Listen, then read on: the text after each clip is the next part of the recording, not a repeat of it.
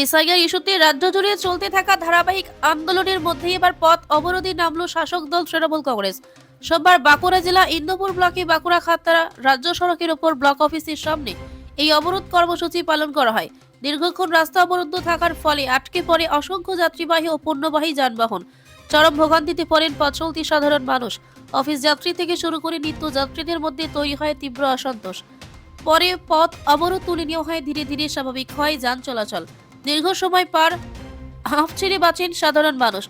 অবরোধকারী তৃণমূল নেতৃত্বের দাবি, বিজেপি নেতারা 7 নম্বর ফর্ম জমা দিয়ে সাধারণ মানুষ, বিশেষ করে তৃণমূল সমর্থকদের ভোটাধিকার কেড়ে নেওয়ার চেষ্টা করছে। সেই অভিযোগের প্রতিবাদে এই পথ অবরোধ বলে জানান আন্দোলনকারীরা।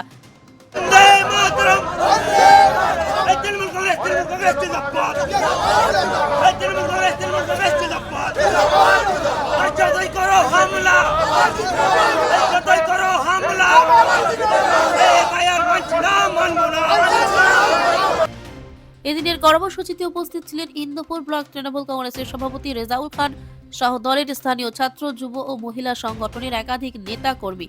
এসআইআর ইস্যুকে কেন্দ্র করে আগামী দিনে আন্দোলন আরো তীব্র হতে পারে বলে রাজনৈতিক মহলের অনুমান। ফর্ম ফিল আপ করে আপনাদের নামে অনলাইনে ভিডিও অফিসে অর্থাৎ যারা নির্বাচন কমিশনের দায়িত্বে আছে এসডি অফিসে, ডিও অফিসে জমা দিচ্ছে।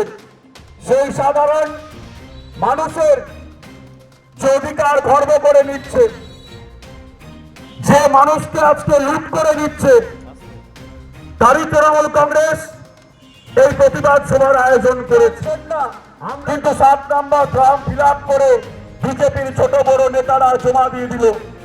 আজকে বিজেপির এমএলএ সত্যনারায়ণ, তিনি আমাদের ছাত্রা বিধানসভার আন্ডারে 5টি অঞ্চল পড়ে, সেই 5টি অঞ্চলে হাটগ্রাম অঞ্চলে 3500 ফর্ম জমা দিয়েছে।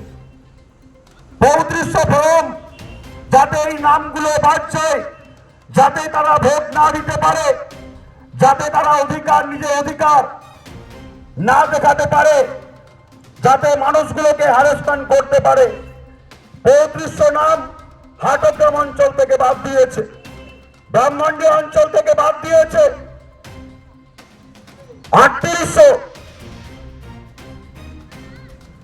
3800 বাদ দিয়েছে ব্রাহ্মণী অঞ্চল থেকে, যাতে এই অঞ্চল। পিস নিউজ বাংলা, সত্যের পক্ষে, শান্তির পথে।